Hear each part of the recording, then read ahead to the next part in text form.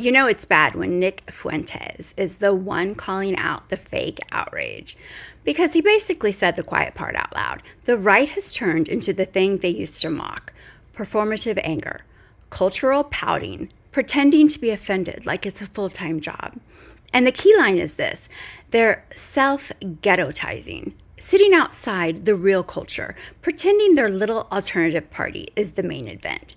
That's the whole grift. They don't actually want a better show. They want a complaint that gets clicks.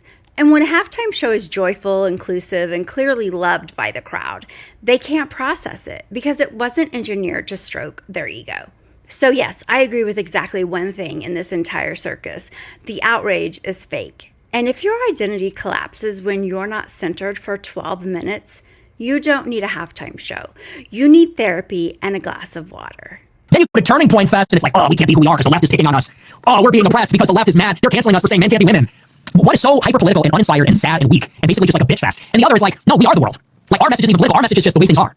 And so I said it on Telegram, this is my honest prognosis. If we embrace that, whatever that was, the Kid Rock halftime show, we're cooked. It's just over. Okay, Kid Rock sucks. Nobody under the age of 40 knows a single Kid Rock song. Nobody's listening to Kid Rock. And anybody that's watching that is pretending to like it because they're spitefully ghettoizing away from the real halftime show. And honestly, pretending to be offended. It's literally fake outrage, self-ghettoizing, being overly political, pretending to like the things because of the values they purport to have. In other words, we have become the kind of far left in a certain sense. It's the same kind of behavior that I think alienated the normies from the left 10 years ago. So I thought it was a big L. I was watching that and just felt like depressed. I'm watching the show and I'm like, it's boring. The costumes suck, the production sucks, the songs suck, the lyrics are weird, the acts are weird. I'm like, if this is the best we have to offer, I think everybody's gonna go with Latino futurism.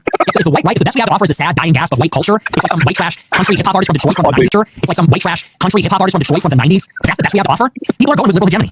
And if liberal hegemony is not giving a middle finger in their face, people are gonna go with it. You know, in other words, white people are gonna feel better being included in liberal hegemony and being included in Hollywood, included in the Super Bowl, and included in the Grammys. As long as white people feel like they're not actually being like deliberately offended and oppressed, they're going to prefer that. So we need to come up with something different. The kind of Matt Walsh grumbling about the halftime show every year like it's the end of the world. It's just not attractive. It doesn't attract. So you can take that. You can do whatever you want with that. You can say that, oh, you're only saying that because I'm Mexican and whatever. You can cope, but that's the truth.